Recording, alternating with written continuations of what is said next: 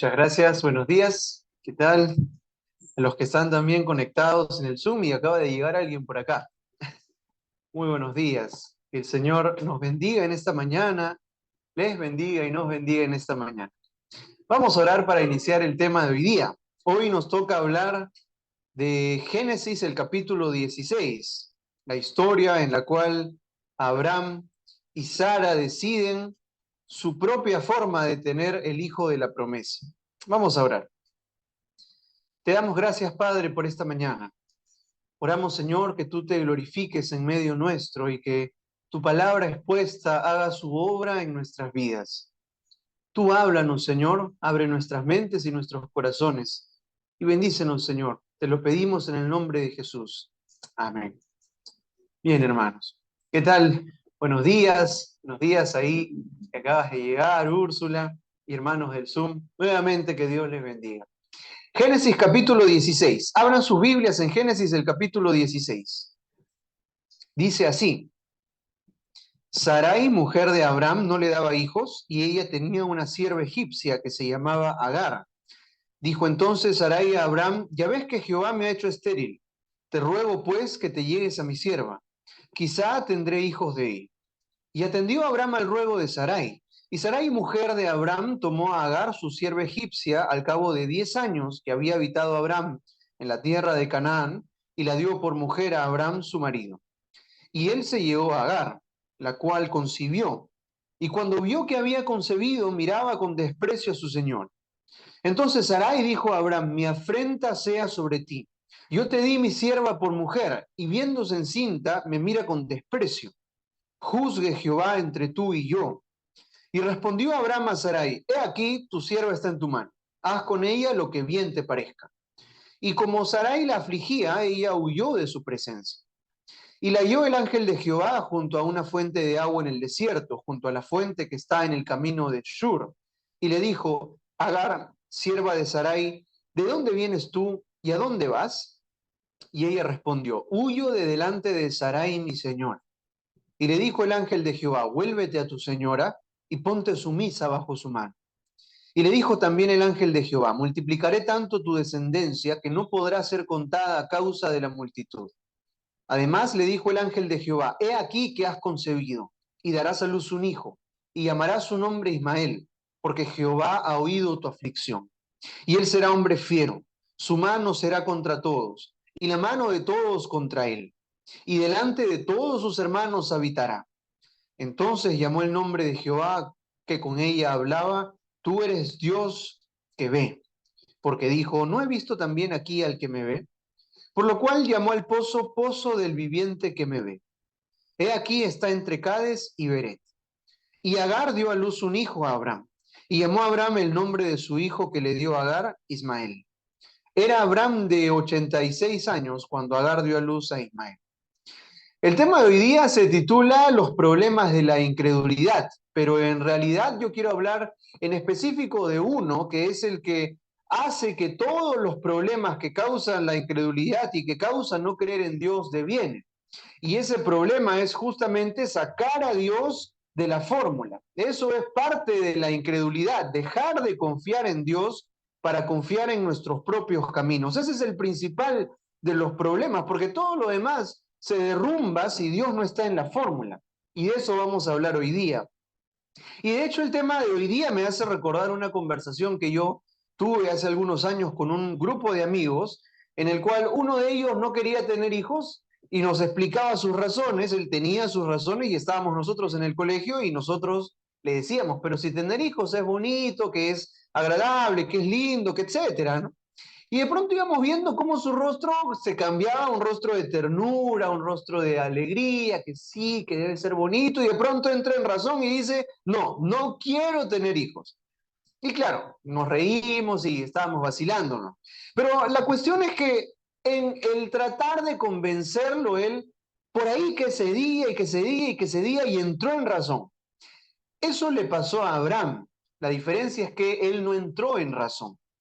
Su esposa lo convenció de hacer algo que rompía con los parámetros de Dios, pero Abraham no terminó de entrar en razón, no terminó de detenerla.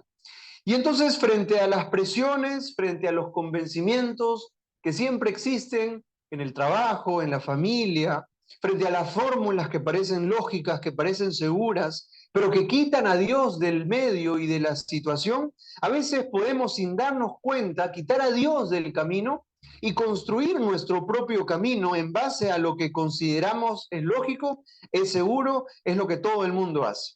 Y eso le pasó a Abraham. Así que vamos a ver su incredulidad desde este pasaje, analizando sus actitudes, sus acciones y la respuesta de Dios frente a esta situación. Y en ese sentido vamos a desarrollar este problema principal de la incredulidad, que es sacar a Dios del camino y finalmente poder dar una palabra de ánimo para nuestras vidas. Así que vamos allá. El primer paso del error de Abraham fue ceder terreno. Él cedió terreno a una situación pecaminosa. El versículo 1 y el versículo 2 nos muestra cómo se produce que él comienza a ceder este terreno. Es a partir de la petición de Sara. Dice que Sara no podía tener hijos, tenía una sierva, y entonces le dice a Abraham: ya ves que Jehová me ha hecho estéril, te ruego pues que te llegues a mi sierva, quizá tendré hijos de ella. No hay nada de malo en pedir algo, no lo hay, no hay nada de malo en pedir algo, pero en este caso el pedido consistía en algo pecaminoso. En este caso el pedido consistía en que que Abraham se llegue a Agar.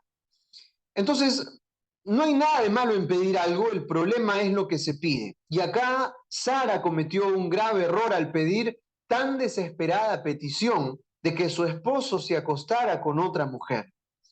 En nuestro tiempo, el hecho de no poder tener hijos se puede resolver no tan fácilmente, pero hay situaciones accesibles, ¿no? Uno puede adoptar, uno puede ir a alguna clínica de fertilidad, uno puede orar y orar hasta que el Señor responda, y nosotros pensamos, bueno, qué pena, ¿no? Cuando una familia no puede tener hijos y damos opciones y oramos, etc.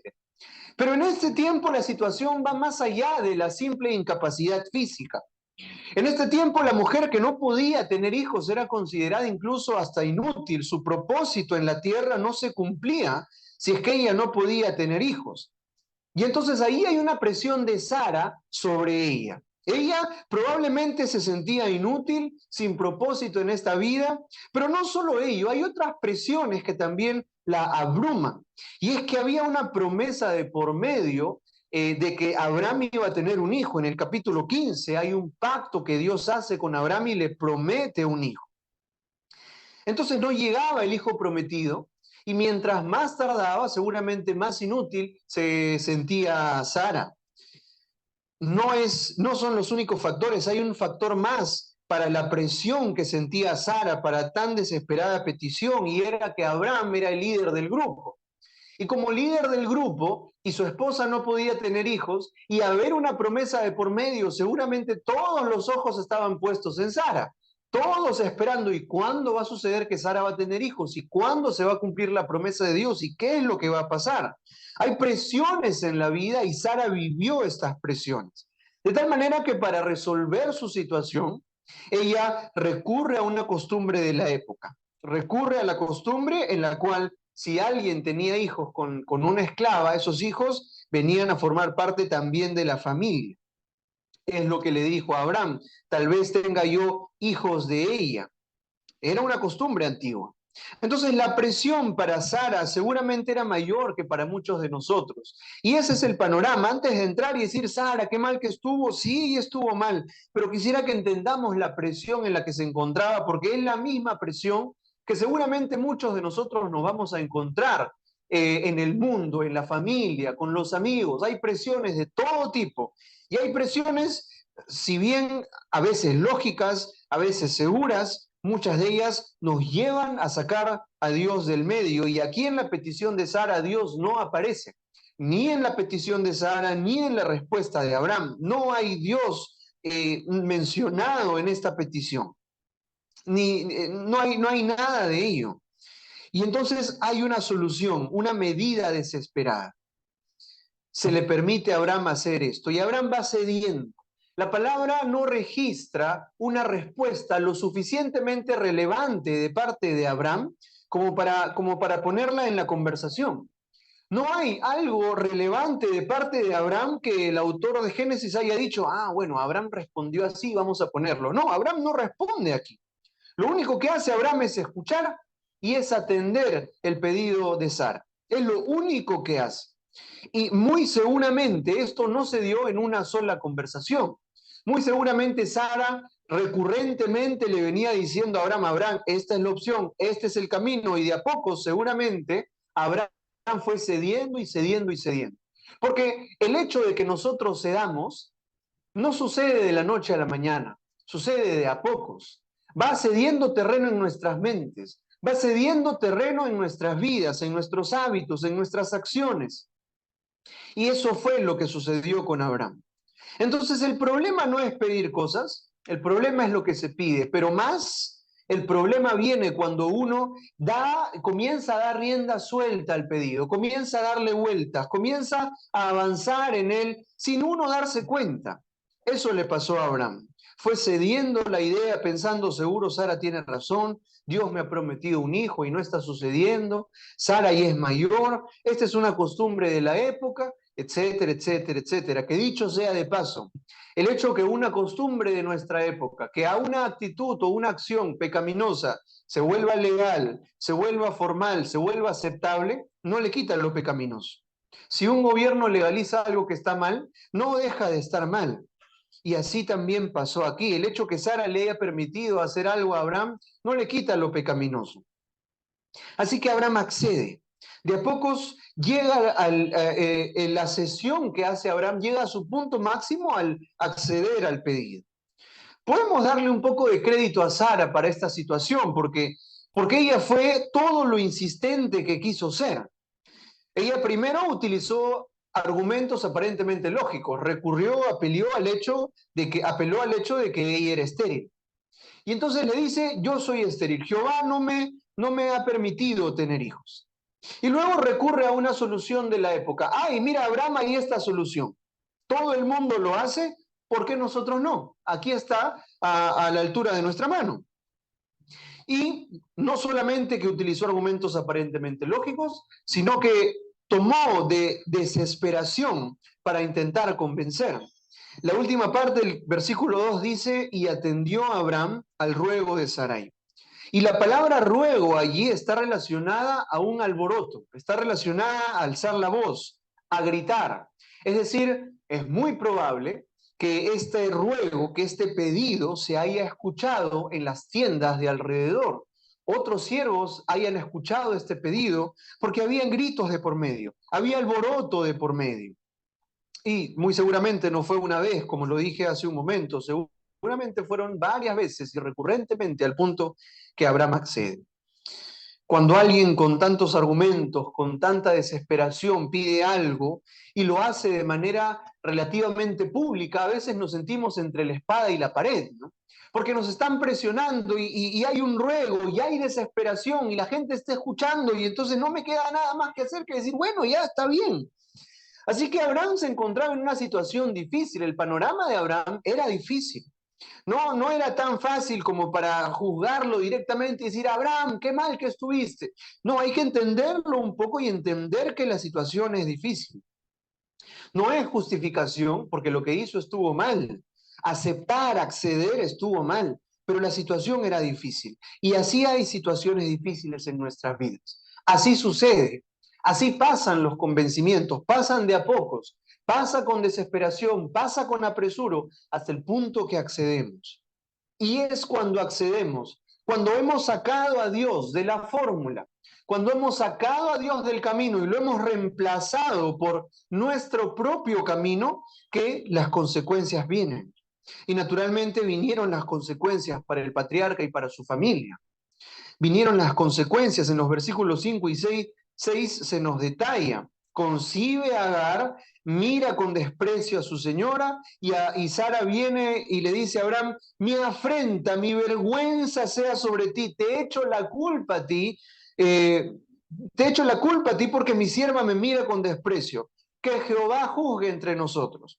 Recién en la consecuencia, Sara se acuerda de que Jehová debe estar allí, debe guiar la situación. Mi vergüenza venga sobre ti, problemas familiares, problemas sociales entre la mujer, la esclava y Sarai, problemas familiares entre Abraham y Sara, y es lo más probable, problemas en la comunidad con los otros siervos que seguramente escuchaban estas peleas, estos roces.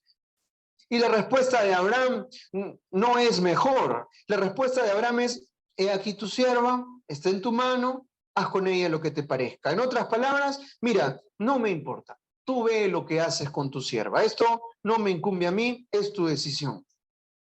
Y no importó la vida del hijo que iba a tener con esta esclava, porque iba a tener un hijo. Abraham llega al punto de no importarle su hijo, no importarle la situación de su esposa, simplemente decir: me lavo las manos porque no es mi esclava, no es mi situación. Cuando uno deja de lado a Dios, todas estas cosas se comienzan a derrumbar. Problemas familiares, problemas sociales, problemas en la comunidad, porque alguien nos convenció de que Dios no era el camino más seguro, de que no había que considerar a Dios, que todo el mundo lo hace, que esto es lo más lógico, que todo el mundo hace estas cosas, que es legal, etcétera, etcétera, etcétera. Y llegamos a ser convencidos. De a poco sucedió esto. Y miren la actitud, hermanos, durante toda la situación, la actitud de Abraham. Es una pasividad muy, muy notoria. Frente a la petición, como dijimos, Abraham no responde algo relevante. No detiene a Sarai, no le dice: ¿sabes qué, Sarai? Vamos a detenernos un rato, vamos a orar, vamos a recurrir al Dios que nos ha hablado, porque esto no me parece. Sara, hay algo que no me cuadra, vamos a pensarlo mejor. No hay nada, hay una actitud muy pasiva. Segundo, al momento de acceder, él sencillamente atiende. Abraham accede sin decir nada, sin poner ninguna condición, sin poner ningún orden, él solo atiende. Frente a las consecuencias del pecado, él se desentiende de la situación, no considera que va a tener un hijo, no considera que hay problemas con Sara. Mira, Sara, y es tu sierva, me abro de la situación, yo no tengo nada que ver. La pasividad de Abraham es muy notoria aquí. Él debió guiar y cuidar a su familia, debió detener y pensar mejor la petición de Sara. ¿Y por qué no dijo nada? ¿Por qué accedió calladamente? ¿Por qué luego se desentiende de la situación? Por la incredulidad. Porque de la incredulidad de a pocos va cediendo paso, se va abriendo paso otros caminos y nos van convenciendo, nos vamos quedando sin argumentos. ¿Qué respondemos si algo nos parece lógico? ¿Qué respondemos si hay argumentos que hacen sentido? ¿Qué podemos decir? Y vamos aceptando y aceptando de a pocos. Y entonces Abraham fue aceptando de a pocos y reemplazando el camino de Dios y reemplazando el orden de Dios por el camino propio, la forma en la cual conseguir un hijo entre Abraham y Sara. Se rompe el orden familiar porque se desplaza a Dios, y la muestra de eso es la pasividad que Abraham demuestra, valga la redundancia. Ellos construyeron su propia forma de obtener un hijo, construyeron su forma de obtener la promesa que Dios había hecho. Abraham ya tenía antecedentes de romper el orden de Dios. Él lo rompió en el capítulo 12, lo vimos hace algunas semanas. Justamente el pastor Alberto hablaba del temor, un temor que Abraham probablemente se inventó en su mente, porque nadie lo había amenazado de que lo iban a matar. Pero él dijo: bueno, me van a matar, vamos a decir que tú eres mi hermana y está todo ok. Llega al punto de que se llevan a Sara, y entonces ya tenía antecedentes de haber dejado de lado a Dios en sus decisiones diarias. Ya los tenía. Y entonces uno puede decir: bueno, en el capítulo 12, Abraham recién retomó la conversación con Dios, recién Dios le había vuelto a hablar, él recién le había obedecido, recién estaba creciendo en su relación con Dios. Y entonces vamos a darle el beneficio de la duda. Y vamos a decir: bueno, ok, en el Génesis 12, Abraham todavía está creciendo en su relación con Dios. Pero en el capítulo 13 Dios le vuelve a hablar. En el capítulo 14 Dios le envía un sacerdote. En el capítulo 15 Dios hace un pacto visible a través de una nube de fuego, de una torre de fuego, con Abraham, y entonces ya a través de los años había una relación entre Dios y Abraham.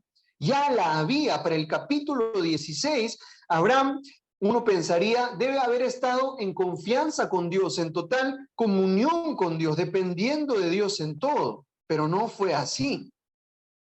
Así que, ¿cuál hubiera sido la razón para que Abraham no recurra a Dios? No había una razón para que Abraham no recurra a Dios. Al igual que en sus antecedentes, él rompe el orden de Dios, rompe los principios de Dios, saca a Dios del camino. Eso nos puede pasar a cualquiera de nosotros, grandes o pequeños en la fe.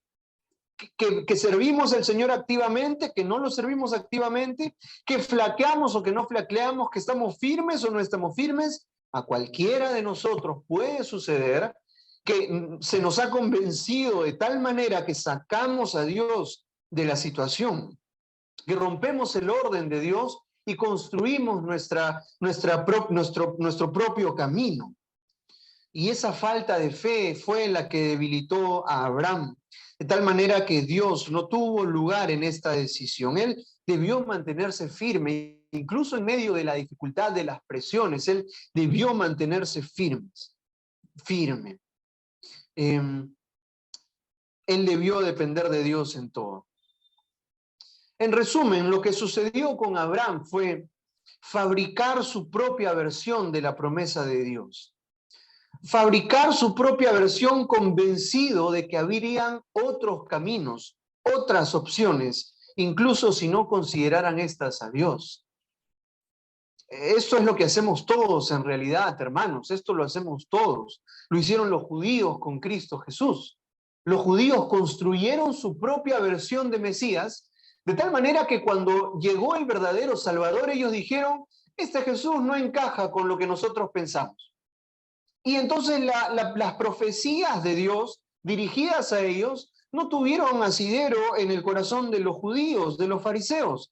Cuando llegó el verdadero Mesías, no encajó en la construcción de ellos. Y esto es lo que hacemos también nosotros. Seguramente antes de venir a Cristo, muchos de nosotros pensábamos, hay muchos caminos que llevan a Dios. La Virgen también es aquella que intercede por mí. Si estoy bien con Dios, no pasa nada. Y no consideramos las palabras de Dios. Esto nos sucede a todos. Y esto le sucedió a Abraham. Tomó el camino más lógico, la opción más lógica, y dejó de lado a Dios. ¿Y cuál es la respuesta de Dios frente a la actitud de Abraham, frente a las acciones de Abraham? ¿Qué es lo que Dios hace? Y esto es muy interesante y muy hermoso. Es muy hermosa la forma en la que termina la historia de Abraham y Sarai. Es que Dios no deja ni a Abraham, ni a Sara, ni a Agar, ni a Ismael. No deja a ninguno de los cuatro.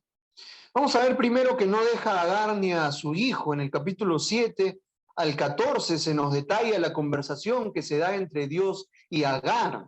Dios va en busca de Agar, porque dice, y la halló. Eso quiere decir que Dios fue y se acercó a ella. La persona que tuvo la proactividad, vamos a decirlo, de buscar, fue Dios. Y cuando Agar huía afligida, Dios la halla y Dios la oye y le dice, vas a llamar a tu hijo Ismael porque Jehová ha oído tu aflicción. Porque Jehová ha oído tu aflicción. Dios oyó la aflicción de Agar y Dios se involucró en la situación de Agar. Ese es nuestro Dios, que escucha la aflicción y se involucra. No solo la aflicción, Él escucha cuando hay pecado, Él escucha cuando alguien clama, Él escucha cuando alguien está sufriendo y se involucra. Y esto es muy distinto de lo que mucha gente cree, porque hay muchas opiniones y mucha gente dice, no, sí, yo creo que Dios creó todo, pero que Dios está en el cielo y no se involucra con nosotros. Dios está ahí, sí, es nuestro creador, pero en realidad Dios no tiene nada que ver con nosotros. No pueden estar ellos más equivocados. Y se los voy a probar a través de la Biblia. Génesis 16:11, el pasaje de hoy, dice que Dios oye la aflicción y se involucra. Génesis 21:17, ya cuando Ismael tiene 13, 14 años, Dios oye el llanto de Ismael y se involucra en la vida de Agar e Ismael y viene a su ayuda nuevamente. En Números 14 y 21, Dios oye la murmuración del pueblo de Israel contra Moisés y se involucra y castiga. En Jeremías 33:3, Dios le promete a Jeremías: clama a mí y yo te responderé y te mostraré cosas grandes y ocultas que tú no conoces. El hecho de que él responda quiere decir que él escucha y se involucra. En Hechos, el capítulo 5, en el pecado de Ananías y Zafira, ellos pecan, mienten al Espíritu Santo, Dios escucha, ve y castiga. Y Jesús repetidas veces nos dice que pidamos en su nombre y nos será dado. Eso quiere decir que él oye y nos lo da y se involucra. Y eso hizo con Agar. Dios oyó la situación y se involucró en la situación y le dijo a Agar: regresa donde tu sierva, regresa porque vas a tener un hijo que vas a llamar Ismael, porque he escuchado tu aflicción. Y la segunda parte es que Dios no deja ni a Abraham ni a Sara. Así como vino en ayuda de Agar e Ismael, Dios no dejó ni a Abraham ni a Sara. Y eso también es un aspecto muy interesante y una característica muy hermosa de nuestro Dios, que es muestra de su amor, que es muestra de su misericordia, de su compasión. Dios no dijo: bueno, Abraham, Sara, ¿saben qué? No pasaron la prueba, voy a buscar otra pareja que sea más firme en la fe. No, no dijo eso. Dios siguió formándolos. Dios siguió formándolos. Fue lo mismo que hizo con Moisés. Moisés asesinó a un egipcio y lo escondió, y durante su ministerio él dudó de una promesa de Dios, pero Dios siguió trabajando con él hasta el final. Sí, hubo un castigo por el pecado de haber dudado de Dios, pero continuó con Moisés hasta llegar a la tierra prometida. Fue lo mismo que sucedió con David. David pecó al tomar una mujer de otro hombre y enviar a ese hombre a la muerte en una guerra.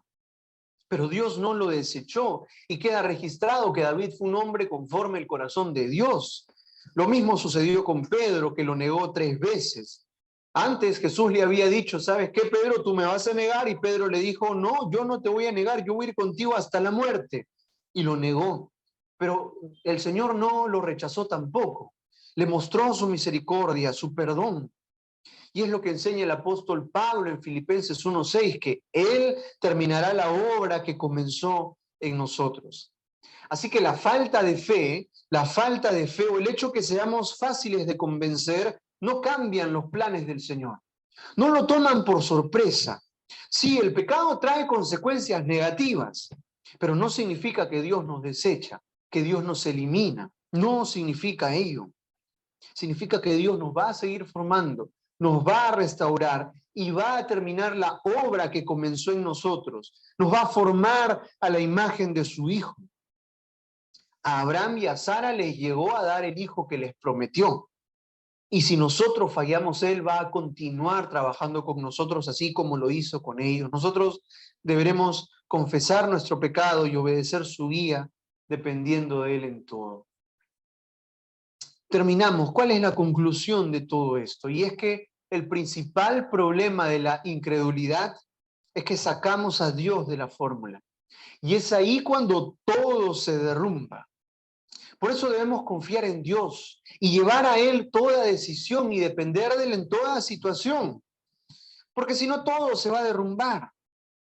Frente a las presiones, frente a los argumentos, frente a esas frases: todo tiene sentido, todo el mundo lo hace, frente a los gritos incluso, no debemos dejar de llevar todo en dependencia al Señor. Debemos llevarlo todo a Él. Debemos llevarlo todo a Él. Y si caemos, y si ya caímos, Él nos va a perdonar, Él nos va a restaurar y nosotros debemos continuar dependiendo del Señor.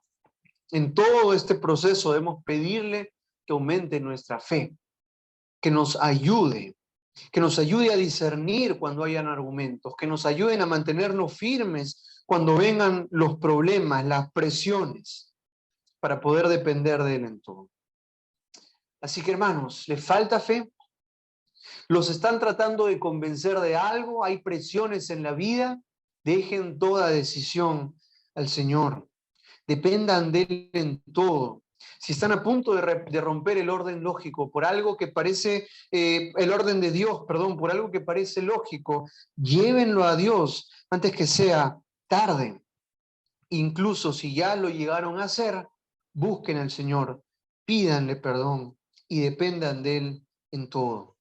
Y debemos nosotros siempre confesar que nos es difícil creer, que nos ayude a aumentar, que aumente Él nuestra fe, así como los discípulos le pidieron, porque es difícil esperar el tiempo de Dios. Es difícil esperar que lleguen sus promesas. Es difícil frente a las presiones, pero Él nos puede ayudar.